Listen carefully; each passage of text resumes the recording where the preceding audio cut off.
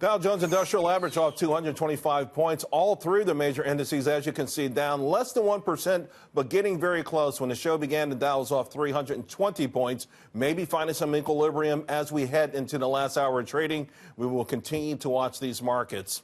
Now despite President Trump's pro-military policies, a new report says the strength of America's military is bordering on a national security emergency. The Bipartisan National Defense Strategy Commission says years of ignored warnings, coupled with a slow and ineffective response to the growing threats of China and Russia, have left the United States in a very precarious position. Joining me now to discuss, Rebecca Grant, former Secretary of the Air Force. Rebecca, this is a shocking report. It came out at 10:30. I'm not even sure it didn't have play a role in this market getting even weaker, suggesting that we could even perhaps lose a war to one of these countries. What do you make of it? It is a shocking report, but it builds on Secretary Mattis's national defense strategy, which directly called out the threats from Russia and from China. And Charles, what's different here is these threats now really include cyber attacks. They include increased use of electronic warfare. We still have a technical edge, but the buildup of China and Russia's forces and their aggressive actions around the globe have made it much harder for us to keep our edge of superiority. Rebecca, a lot of the report revolved around the Belt and Road Initiative, revolved around the Made in China 2025 ambitions. To your point, there's some technology things here, but there's also some stuff on the hardware side, right? Improved Air Force, encroachment around the world. They built a base in Djibouti, pretty soon blue water capabilities. I mean, they seem to be specifically honing in specifically at America. Like that is their ultimate goal, to be able to challenge us militarily. Why are we being caught so flat-footed? 100% right. Challenging the U.S. military in the Western Pacific is their #1 goal.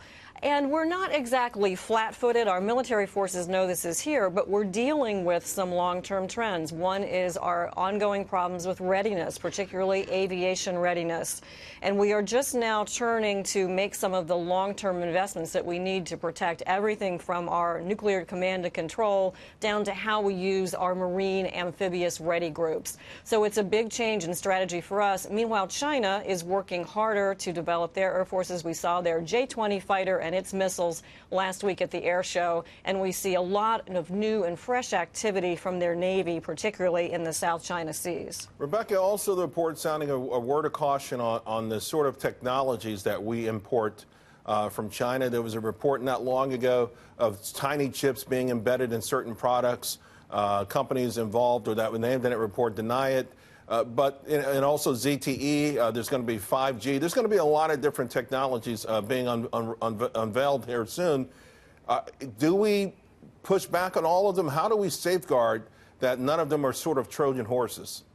We need incredible vigilance. And that report about the chips, there is just no way that Homeland Security can certify that every chip is safe. So the steps are basic. We've got to protect our supply chains. Companies have to assume that there is ongoing Chinese and Russian and other penetration of networks. So we need the best levels of cybersecurity, and we need to be very careful what we trade with China at this point because of those exact threats. The public should know that this is a commission conducted 6 public hearings. They had testimony from 56 expert witnesses from government, private, academia, think tanks, research institutions, other backgrounds, and it was bipartisan. This is a serious report, and we should take it seriously. Rebecca, always appreciate your expertise.